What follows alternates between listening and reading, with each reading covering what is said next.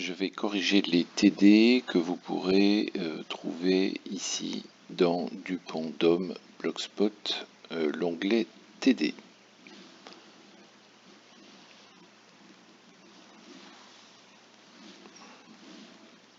Passons tout de suite au TD numéro 1. Donc l'objectif, c'est de vérifier que vous savez manipuler getElements by tag name. Notez bien l'écriture en Camelize. QuerySelectorAll, qui est aujourd'hui la méthode à utiliser. Je vous rappelle qu'une méthode, c'est une fonction, mais sur un objet. L'objet, normalement, de QuerySelectorAll, c'est le body, puisque à partir du body, généralement, vous allez chercher un ensemble d'éléments.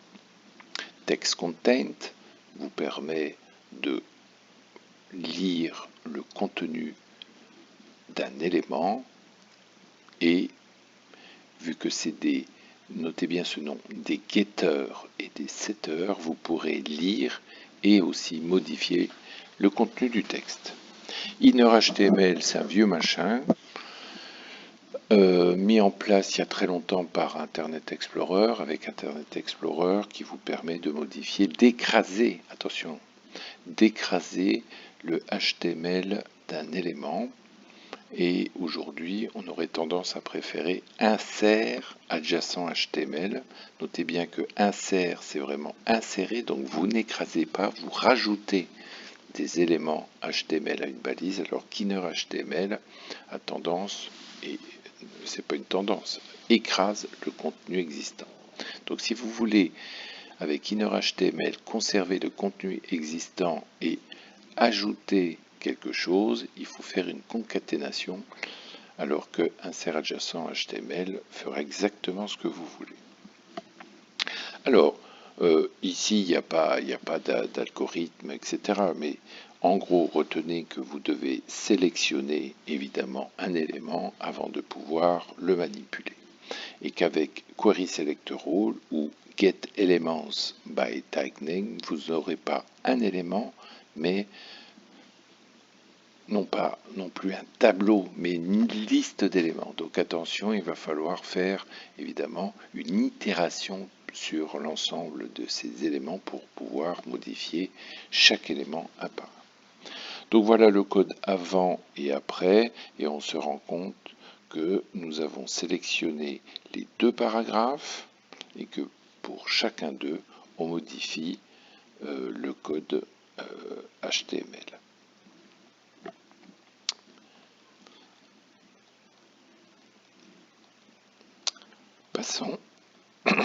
Passons donc au code.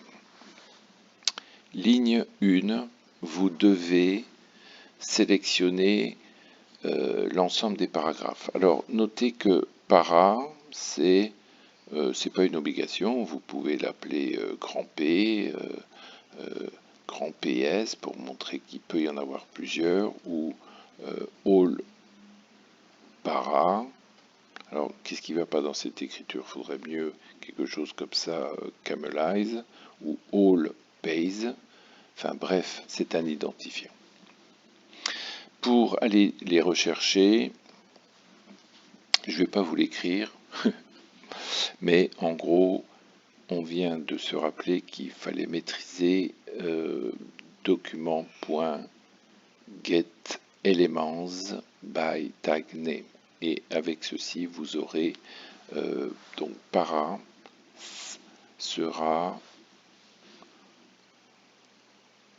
un identifiant contenant des pointeurs, donc des références sur l'ensemble des paragraphes. Ligne 2, il vous faut récupérer le premier paragraphe. Alors, on sait que para, ça ressemble à un tableau, mais ça ne l'est pas. Nous verrons qu'on peut le transformer en tableau avec array_from, mais pour récupérer les éléments de cet itérateur, il suffit d'indiquer la position. Et si vous voulez le premier élément, oui, hein, il faut mettre 0. Alors j'ai vu des étudiants écrire para plus loin crochet 1. Bon, ça m'inquiète un peu. Évidemment, cet espace n'a pas de sens puisque ça vous ferait,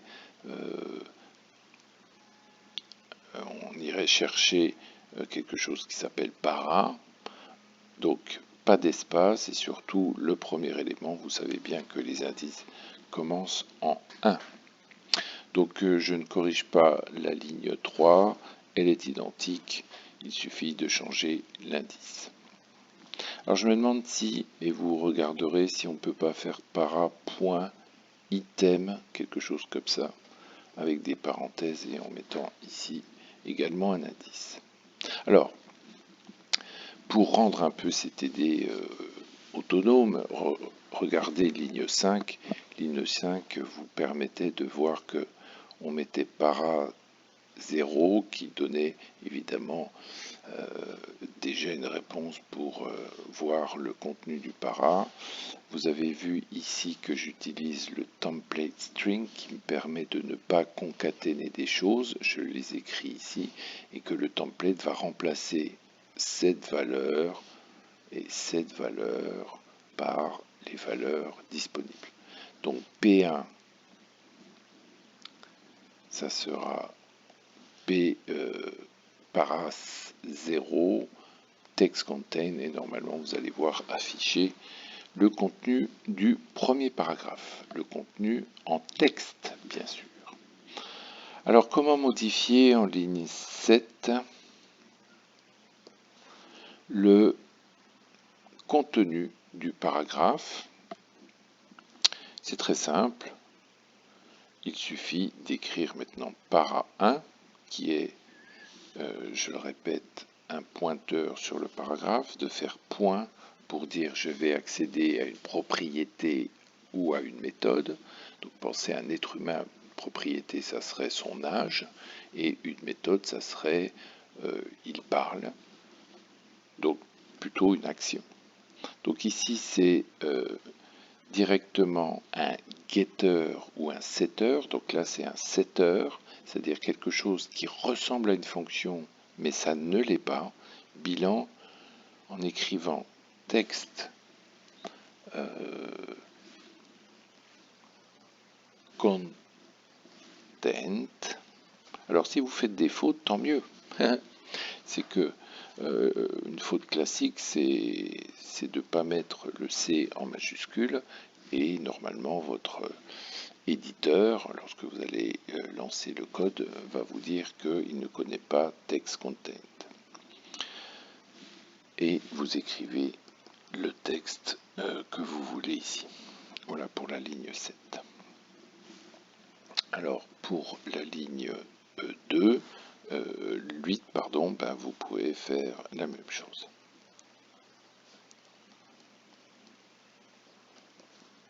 Et puis votre texte.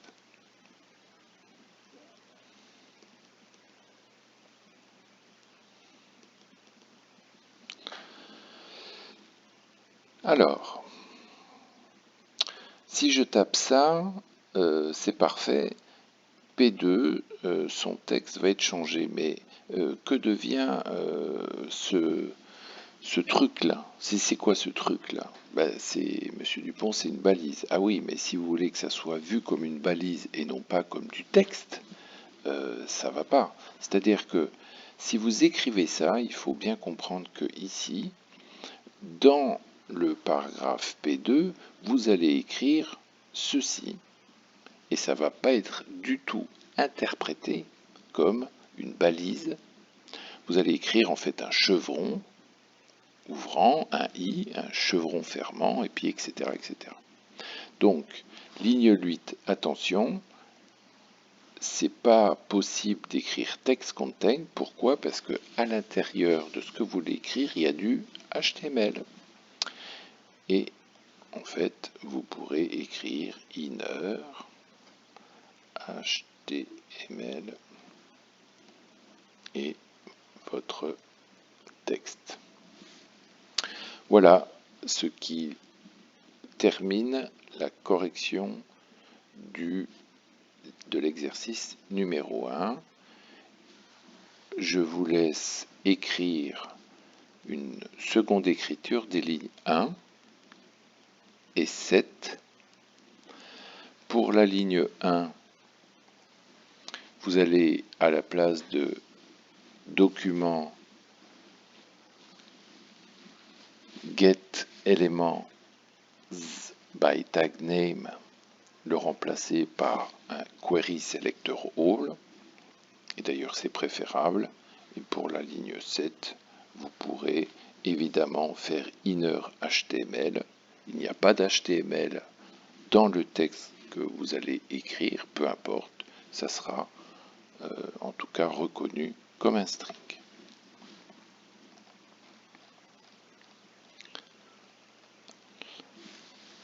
Voici la correction de l'exercice numéro 2.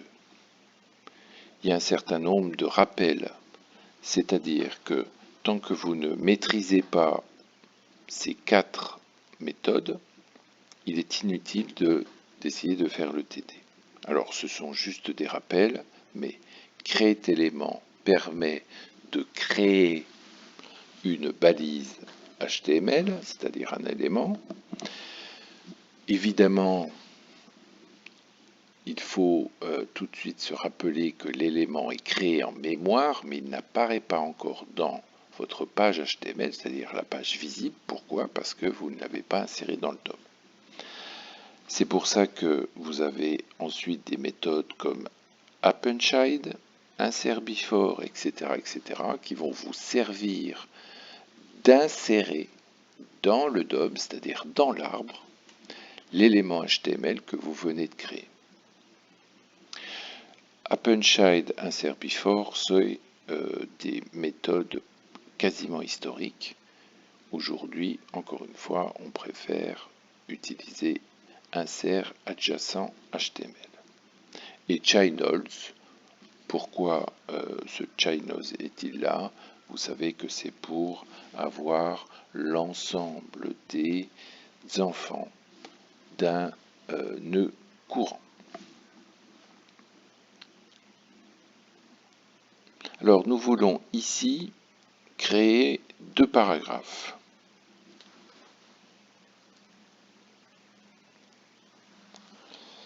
Donc c'est relativement simple. Comment créer un paragraphe? Vous allez utiliser create elements. Donc première ligne, const p1 document create élément p, et la ligne suivante p2 document create élément p. Ensuite, vous allez insérer du texte à ces éléments et vous ferez, comme nous l'avons vu tout à l'heure, p1.textContent égale le string que vous voulez ajouter, et pour p2, vous ferez la même chose, p2.textContent égale le string que vous voulez ajouter. Donc, document.create élément, vous créez n'importe quel type que vous allez mettre ici, un P, il est en mémoire mais pas encore dans le DOM, et nous avons vu tout à l'heure que lorsque vous aurez votre élément point text content égale, vous mettrez le string que vous voulez ajouter. Ceci termine la correction du TD numéro 2. Je n'ai pas encore répondu à cette question. Lorsque je tape ça dans ma console, il ne se passe rien. Comprenez-vous pourquoi les paragraphes n'apparaissent pas encore? Je l'ai répété. Create élément. Attention, créer l'élément en mémoire. Il faut maintenant l'insérer dans le DOM. C'est ce qu'on va voir, évidemment, au TD numéro 3.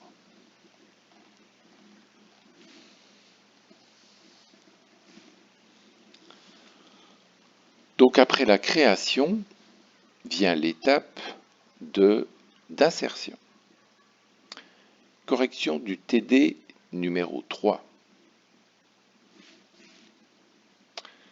Alors, vous avez ligne 1, créer un paragraphe. Ligne 2, vous avez créé un deuxième paragraphe. Ligne 3, vous avez, comme avec la ligne 4, mis du texte dans le paragraphe. La suite va nous permettre d'insérer les éléments dans le DOM. Alors, ligne 6, je vois le mot parent. C'est un identifiant, j'aurais pu vous proposer de mettre Toto. Mais lorsqu'on voit parent, c'est de récupérer en fait une encre à partir de laquelle vous allez pouvoir insérer ou détruire un élément. Alors j'aime beaucoup cette image. Je vois souvent des étudiants, par exemple, détruire un élément dans le DOM. C'est comme si vous étiez sur une branche d'un arbre en train de la scier, vous allez tomber avec. Donc généralement, lorsque vous allez détruire un élément, il faut repérer le pair, et c'est à partir du pair que vous allez scier la branche. C'est ici la même chose. Lorsque vous allez insérer un élément, il faut repérer le parent, imaginez le conteneur en HTML, et à partir de ce parent, c'est lui qui va insérer l'élément. Donc ici, qu'est-ce que j'essaye de faire? J'essaye de récupérer le parent qui va correspondre en fait, regardez bien, voilà, ici. Ça, c'est le conteneur dans lequel je veux insérer des éléments et je suis en train d'essayer de récupérer ce parent-là. Donc ce parent, je peux le récupérer de plusieurs façons. On pourrait faire document.body query selector tout court div, il n'y a qu'un div. On pourrait faire document.body query selector all div, mais là attention, ça me renverrait une liste, donc il faudrait faire crochet 0.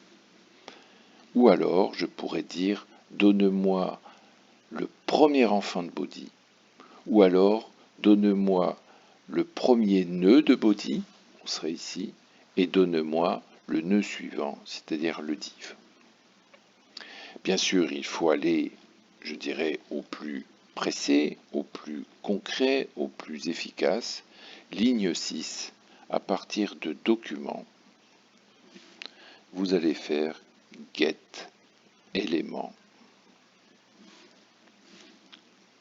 by id et mettre simplement l'identifiant.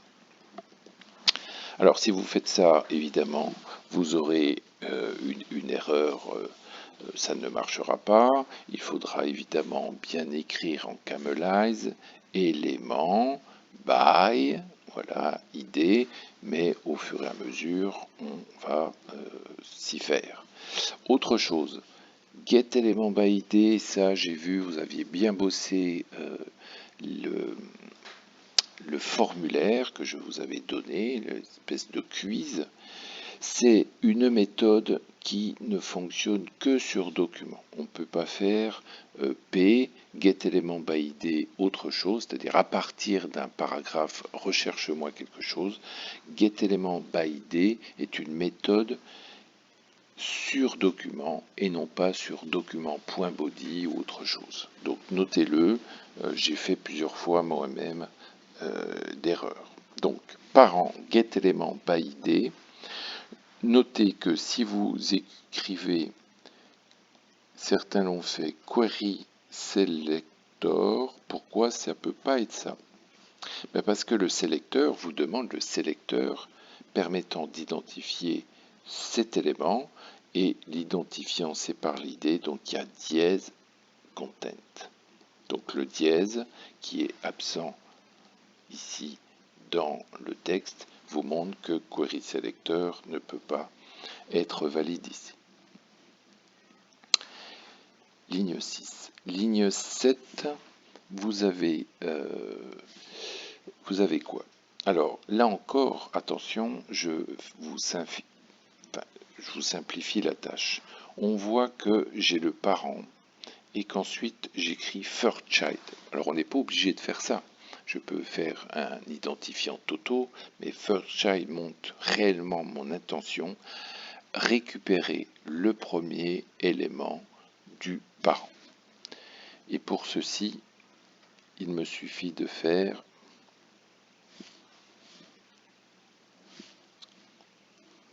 first child égale parent point child node. Là j'en ai plusieurs et donc je vais prendre le premier enfant. Je parle d'enfant, hein, je ne parle pas d'éléments. Je reviens sur mon code HTML. Attention.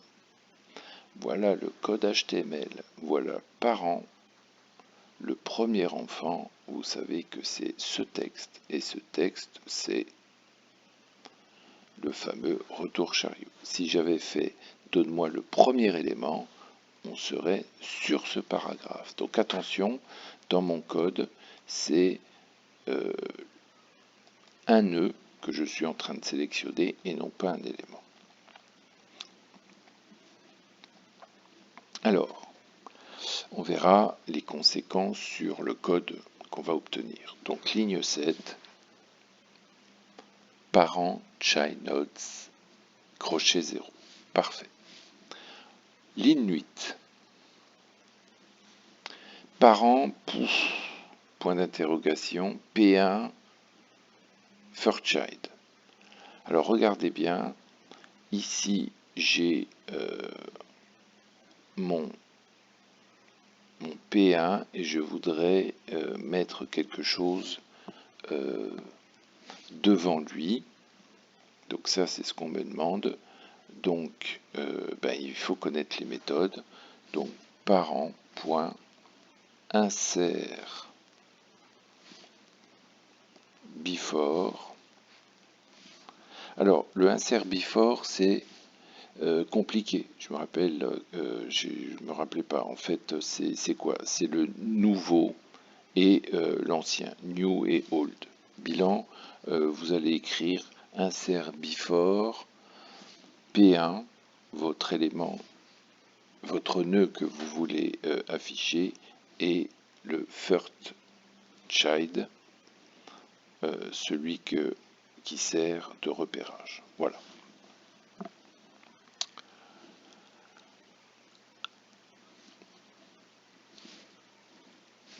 Ligne numéro 9. Je veux insérer à la fin, donc ici, là, quelque chose. Alors, là, c'est beaucoup plus simple. Pourquoi? Parce que il y a une méthode toute simple qui s'appelle parent.append, qui vous dit que, en fait, vous insérez en dernier un élément. Et je pense que il vous faut connaître prepend, qui, vous le testerez, insérerait au début. Alors, pourquoi, et ça c'est intéressant, pourquoi je n'ai pas utilisé prepend à la question 8? Ah bah, déjà je ne pouvais pas l'écrire, puisque regardez, ici, il y a prepend de il y a deux paramètres dans ma méthode. Donc prepend en prend aussi deux, ou trois ou quatre, je crois. Vous pouvez mettre, je crois, une liste d'éléments à tester. Tiens, est-ce que je peux pas, au lieu de faire p happen p2, p happen p3, p happen p4, mais ça me faut vérifier la doc, est-ce que je peux pas faire d'un coup p happen p2, virgule p3, virgule p4, ce qui serait quand même une écriture plus agréable. Mais ici, j'ai donc deux éléments, et donc je suis obligé de faire insert before. Mais regardez bien le résultat. Regardez bien ici.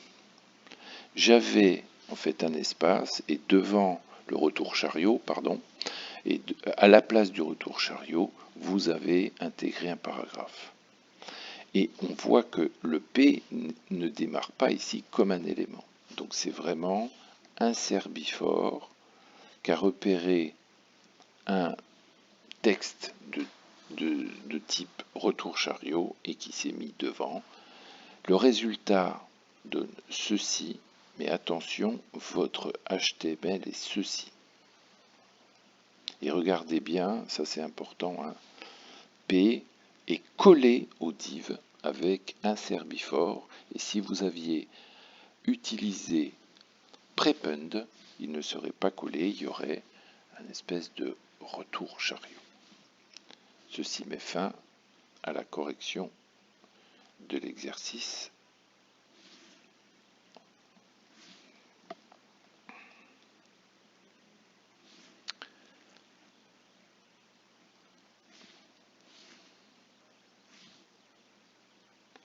Alors, correction de l'exercice numéro 4.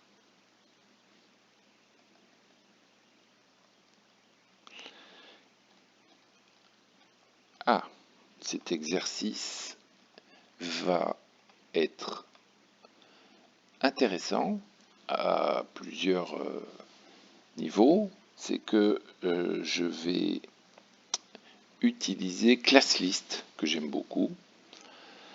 Et ensuite, nous allons réutiliser cet exercice lors des TD sur les événements. L'objectif, manipuler un ensemble de nœuds. Parfait. Alors, ça veut dire quoi un ensemble de nœuds? Vous avez, par exemple, une idée de mettre les paragraphes en italique. Il vous faut les récupérer et ensuite leur mettre une nouvelle classe qui permet de les mettre en italique, par exemple. Donc c'est ça la manipulation, c'est faire une action sur un ensemble de nœuds. Pour manipuler un ensemble de nœuds, nous allons utiliser l'opérateur for off. Il serait aussi intéressant, et j'ai tendance à écrire plutôt ce code comme ça, avec eurefrom, mais je ne vous ai pas mis ce code actuellement à étudier. ClassList, il vous faut évidemment lire la documentation de ClassList, c'est absolument génial. Ça vous permet de manipuler, grâce à la propriété ClassList, les classes d'un élément en ajoutant, en retirant, en toggle. Alors toggle, ça veut dire si la classe existe, je la retire. Si elle n'existait pas, je la mets. Ça, c'est ce qu'on fait très classiquement dans les animations, donc c'est à connaître. Première chose, évidemment, vous tapez votre code, hein, à chaque fois, je ne l'ai pas répété, mais vous tapez votre code dans un éditeur, dans JSBean, vous le testez. Vous savez la grande difficulté de taper votre code dans JSBean. Pourquoi?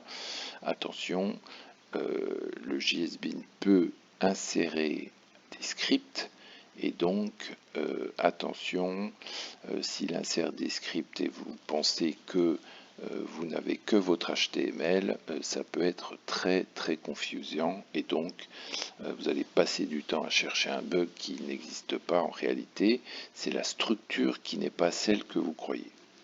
Donc je vous propose plutôt d'écrire tous ces petits exercices dans un vrai fichier HTML et de créer votre code JavaScript à côté. Donc, créer une classe highlight, c'est juste une classe que je vais insérer à mes éléments. Alors, voilà une fonction. Donc de 1 à 13, je souffle parce que c'est une très jolie fonction, même si on est incapable pour l'instant de comprendre ce qu'elle fait, peu importe. On va voir qu'il y a des détails qu'il faut que je mette de côté actuellement et plus tard je pourrai m'y intéresser. Alors, je vois que c'est une fonction, je lui donne un nom et il y aura des paramètres. Donc ça, jusque-là, tout va bien. La fonction, là, vous voyez, je suis en train de me dire que la fonction, elle est bizarre parce que j'aurais préféré l'écrire moi comme ça. Voilà. Donc attention à l'indentation. Première chose, je vais faire un test. Alors c'est très rare que je vous parle de test à votre niveau, mais dans les vraies fonctions de bibliothèque, il y a énormément de code sur est-ce que le paramètre correspond bien au type de ce que j'attends, etc., etc. Ici, je regardais l'appel de la fonction. Donc pour appeler une fonction, c'est son nom, parenthèse, et vous mettez ici un argument. J'ai rajouté, comme ça vous le verrez une fois, un premier test qui me dit il faut que je sois sûr que containing soit bien de type string. Comment ça s'écrit? Si type of, le type de containing est un string, alors ok, je vais pouvoir faire quelque chose. Ligne 4, quelle belle écriture, c'est une expression régulière, waouh, c'est quoi ce truc? Une expression régulière, c'est ce que je dis d'une puissance absolue, c'est très compliqué je trouve, malheureusement, c'est disponible dans tous vos langages, C, Python, etc. Ça permet d'écrire un template, c'est-à-dire une expression régulière que vous allez énormément utiliser, c'est par exemple vérifier que vous avez bien écrit une adresse mail, un numéro de téléphone, que c'est bien un nom, etc. Il y a des templates beaucoup plus subtils, mais déjà, vous savez que vérifier une adresse mail, c'est subtil. Il faut que, évidemment, vous ne pouvez pas connaître l'adresse mail de la personne. Par contre, vous pouvez vérifier qu'il y a bien du texte, il y a bien un arrobase, il y a bien un point. Et le point, il peut y en avoir partout, mais en tout cas, il va y avoir un dernier point suivi de fr ou com ou éduc, etc., etc. Donc, ne cherchez pas. J'ai pris trop de temps à vous parler de la ligne 4. Je génère ici une expression régulière qui fait que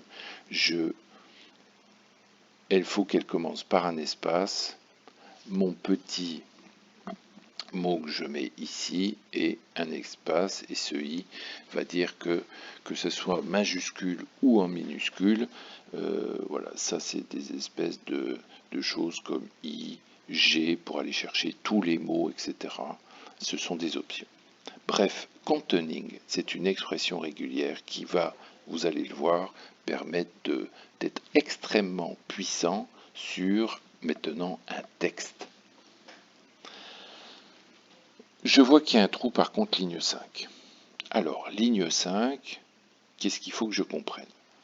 Il faut que je fasse quelque chose avec document crut p et para. Bah ça, je l'ai déjà rencontré. Bilan, ne cherchez pas. Ligne 5, get élément by tag name.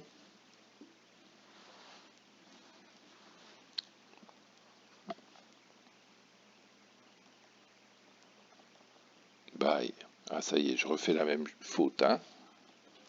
tag name, c'est-à-dire que j'ai oublié le camelize, ou bien query selector all, et là vous mettez le P. Voilà ce qui est pour la ligne 5. Ensuite, for let P of... Aïe aïe aïe aïe aïe. Ok. Alors, si je suis un petit peu malicieux, c'est-à-dire si je comprends rien, mais j'essaye de voir, je suis en train de définir une constante, voilà, sur une liste de paragraphes, et ensuite je m'en sers pas. Donc je pense qu'il faudrait quand même s'en servir, et en fait, bêtement, ligne 5, pardon, ça me donne tous les paragraphes, et à partir de la ligne 7, je vais faire une boucle. Voilà. Avec for let pour déclarer P. Alors, l'identifiant, je peux l'appeler n'importe quoi. Mais j'aime bien, lorsque vous allez chercher des paragraphes, dire que maintenant vous faites une itération sur chaque paragraphe. Et donc, j'aime bien mettre P of paras. Voilà. Et si c'était des H1, vous pourriez mettre let H1 of all H1 par exemple. Imaginez que vous avez une population, on pourrait mettre for let person of population, etc. C'est-à-dire essayer de trouver des identifiants intéressants. Alors des fois, il y a il y a le S. Hein. Imaginez que j'ai des villes d'Île-de-France, donc ça ferait for let ville sans S of ville avec un S. Voilà.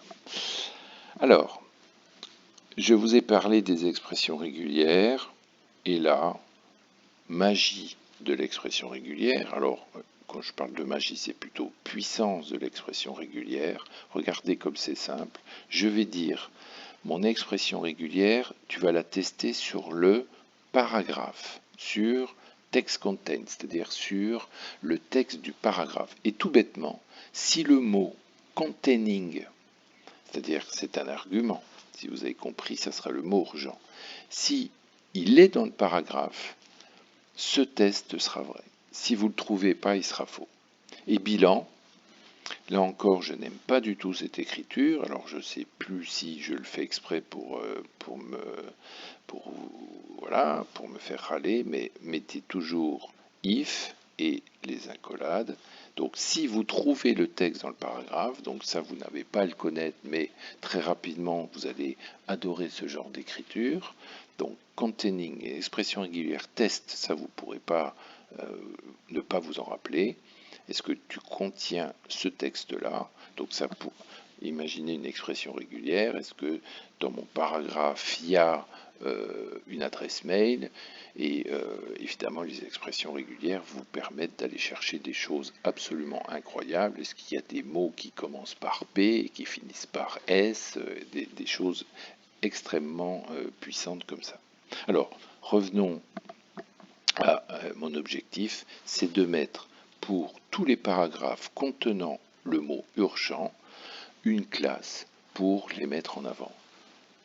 Et c'est là que, en ligne 9, intervient mon paragraphe et il faut que je lui ajoute une classe. Tout bêtement, parce que vous l'avez travaillé, classe list camelize.add et le nom de la classe. Alors, une remarque, puisque je vous en ai parlé pour un autre moment, je crois que la classe list add vous permet de mettre un grand nombre de classes, c'est-à-dire on n'est pas obligé de faire 3 fois classe add, etc., etc. Vous pouvez mettre une liste dans les paramètres qui vous permet d'ajouter en une seule écriture un ensemble de classes. Voilà. Alors, j'adore ce petit exercice, ce petit TD, parce que je trouve que là, voilà, ça devient intéressant. Vous avez du code HTML, vous avez un tout petit programme qui dit Je crée une expression régulière que je suis capable d'aller chercher n'importe où. Nous, on va regarder uniquement les paragraphes, donc on a juste sélectionné ce qui nous intéressait, et paragraphe par paragraphe, nous allons ajouter une classe si le mot est dans le texte. Fin de l'exercice numéro 4.